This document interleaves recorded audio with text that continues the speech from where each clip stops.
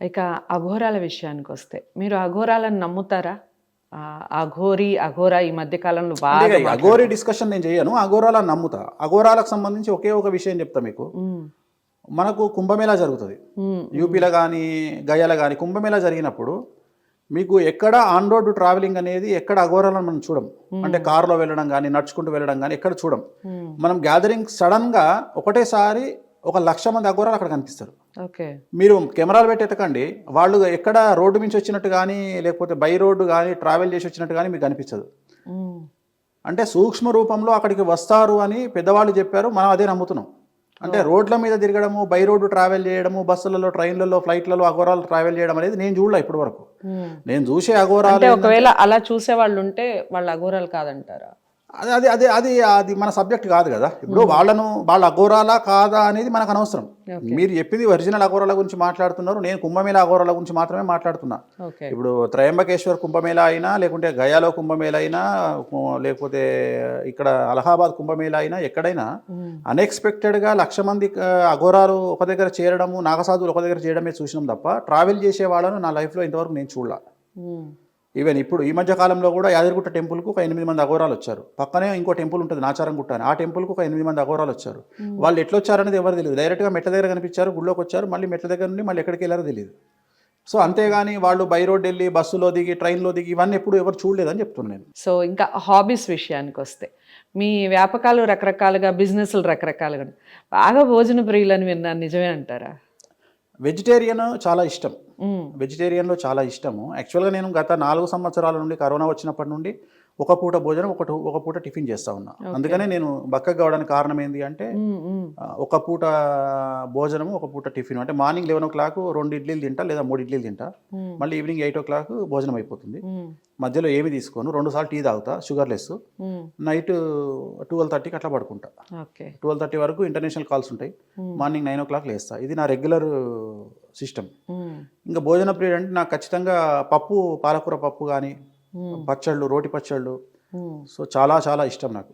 Vegetarian చాలా ఇష్టపడతా నేను, చాలా అంటే చాలా ఇష్టపడతా. నాన్ వెజ్ కూడా తింటా? నాన్ వెజ్ ప్రసాద రూపంలో తింటా, ఎందుకంటే నేను పూజ చేసే దాంట్లో లిక్కరు నాన్ వెజ్ ఉంటుంది కాబట్టి ఒక స్పూన్తో లిక్కర్ తీసుకుంటాము, ఒక పీసు ప్రసాదం నైవేద్యం తీసుకుంటాము.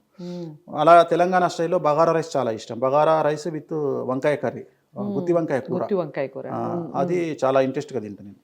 ఇది నా ఫుడ్ హ్యాబిట్స్. అంతే. నాకు కూల్ డ్రింక్లు అలవాటు లేవు, ఐస్ క్రీమ్లు అలవాటు లేవు, ఫ్రూట్స్ కూడా తినను, అసలు ఏం తినను. అంతే, ఓన్లీ ఆ ఫుడ్ మాత్రమే ఇష్టం. అంతే, అది కూడా పాలకూర పప్పు, ఒక పచ్చడి, ఒక వేపుడు అలా తింటారు.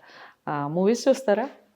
2019 వరకు ప్రతి మూవీ ఖచ్చితంగా ఫస్ట్ మార్నింగ్ షో 8:45 షోకు నేను ఉండేవాడిని థియేటర్లో, 2019 వరకు. ప్లస్ ఐమాక్స్ థియేటర్లో ఖచ్చితంగా నేను ఒక షో వేసేవాడిని నాకు తెలిసినటువంటి విఐపీల కోసం. అంటే సినిమా వాళ్ళకి కావచ్చు, లేదా పొలిటీషియన్స్ కావచ్చు, లేదా పోలీస్ వాళ్ళకి కావచ్చు, అందరికి కలిపి ఒక షో వేసేవాడిని. అలాంటిది ఇప్పుడు 2019 తర్వాత నేను మ్యాక్సిమం చూసుంటే 2 సినిమాలు చూసుంటా థియేటర్. ఎందుకని? టైం దొరకట్లా. ఈ పబ్లిసిటీ వల్ల ఏమవుతుంది అంటే, ఇది నెగిటివ్ అనుకుంటారు చాలామంది.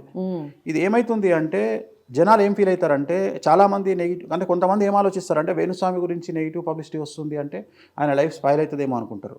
కానీ అక్కడ జరిగేది ఏం జరుగుతుంది అంటే, నా రీచ్ అనేది పెరుగుతూ ఉంది. పెరగడం వల్ల ఏమవుతుంది అంటే, ఎందుకు వేణుస్వామిని టార్గెట్ చేస్తున్నారు అని ఫస్ట్ ఆలోచిస్తారు జనాలు. ఆలోచించి నా దగ్గరికి రావాలనుకునేవాడు, ఓహో ఈయన దగ్గర సబ్జెక్ట్ ఉంది కాబట్టి ఈయనను టార్గెట్ చేస్తున్నారు అని జనాలు రావడం స్టార్ట్ అయింది. సో రెగ్యులర్గా పెరుగుతూ ఉంది. యాక్చువల్గా 2017 వరకు స్లోగా ఉండింది. 2017లో కూడా ఇట్లనే టార్గెట్ చేసినారు నన్ను. అప్పటి నుండి అట్లా రాకెట్ లాగా లేచిందంటే అది అట్లనే వెళ్తుంది, ఎక్కడ డ్రాప్ అవ్వట్లా, కంటిన్యూగా వెళ్తుంది. ఒకవైపు జరిగే కాంట్రవర్సీస్ జరుగుతుంటాయి, వాటికి నాకు సంబంధం లేదు. ఇప్పుడు కూడా మనం ఇంటర్వ్యూ చేస్తున్నాం, మీకు మంత్రాలు వినబడుతున్నాయి కదా. అవును, యాగం నడుస్తుంది. ఓకే. ఈ రోజు కూడా నేను బిజీగా ఉన్నా, ఇవాళ 3వ రోజు కంటిన్యూగా నా ప్రోగ్రాములు కంటిన్యూగా నడుస్తున్నాయి. నాకు ఎక్కడ 1% ఎక్కడ బ్రేక్ అనేది లేదు. ఆస్ట్రేలియా వెళ్ళినా, యూకే వెళ్ళినా, వచ్చినా నా పని నేను చేసుకున్నా, నా అపాయింట్మెంట్ కంటిన్యూ అవుతున్నాయి, నా పూజలు నాకు కంటిన్యూ అవుతున్నాయి. సో అంటే నేను అనేది ఏంటంటే, వీటన్నిటికీ పెద్ద ఫీల్ అయ్యే మనిషిని కాదు నేను. No regrets. సో మీరు అసలు ఫీల్ అవ్వరు అన్నారు కాబట్టి ఒక విషయం అడుగుతాను. వేణుస్వామి గారు అసలు సామాన్యులకి అందుబాటులో ఉండరు, చాలా కాస్ట్లీ ఆస్ట్రాలజిస్ట్ అని ఒక పేరు. ఏం లేదు, అట్లా అనుకుంటారు. అంటే నా లైఫ్ స్టైల్ చూసి అట్లా అనుకుంటారేమో కానీ నేను ప్రతిరోజు 15 మందికి నా సామాన్యులకు నేను అపాయింట్మెంట్ ఇస్తా ప్లస్ డబ్బు లేని వాళ్ళకు 5 మందికి ఫ్రీగా చూస్తా డైలీ. ఓకే. డబ్బు లేని వాళ్ళకు ఒకవేళ డబ్బు లేకపోతే వాళ్ళకి డబ్బులు ఇచ్చి ఆటోలో పోమని డబ్బులు ఇస్తా. నేను 15 మంది అమ్మాయిలని రేప్ విక్టిమ్స్ని నేను నా వైఫ్ కలిసి దత్తత తీసుకున్నాం. ఇక్కడ నుండి 10 కిలోమీటర్ల దూరంలో ఆశ్రమం ఉంటుంది. ఓకే. రేప్ విక్టిమ్స్ వాళ్ళకు మతిస్థిమితం లేదు, రేప్ చేయబడ్డ అమ్మాయిలు 10 మందిని ఫస్ట్ 10 మందిని తీసుకున్నాం, తర్వాత 18 మందిని తీసుకొని దత్తత తీసుకొని వాళ్ళందరినీ 2014 నుండి మేమే మెయింటైన్ చేస్తున్నాం. ఓకే.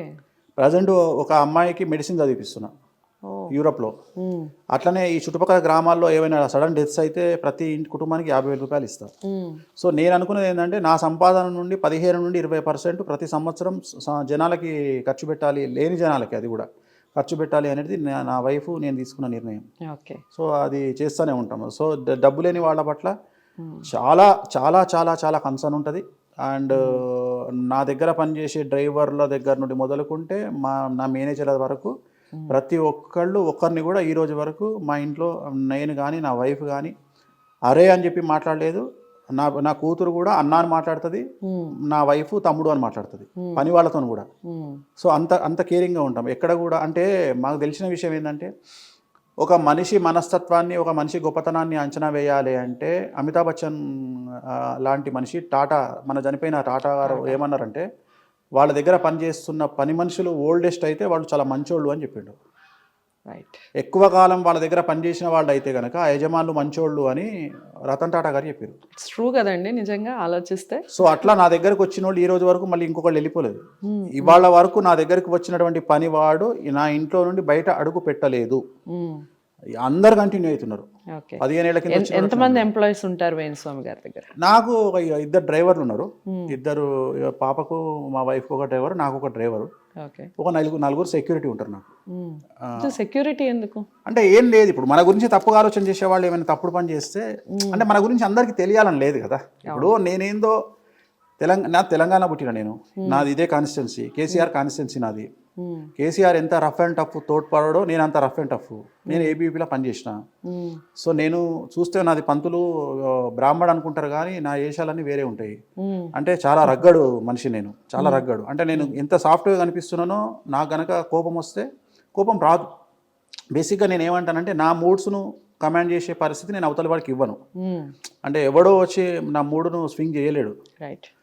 ఇప్పటికి కూడా మీరు పోయి ఎంక్వైరీ చేసుకుంటే నాచారంగుట్ట అనే దేవాలయం ఉంటుంది. ఆ దేవాలయంలో గుడి పంతులను గుడిలోకి వచ్చి ఒక అయ్యగారిని సుల్తాన్ బజారు రౌడీ షీటర్ ఒకడు వచ్చి కొట్టాడు. ఓకే.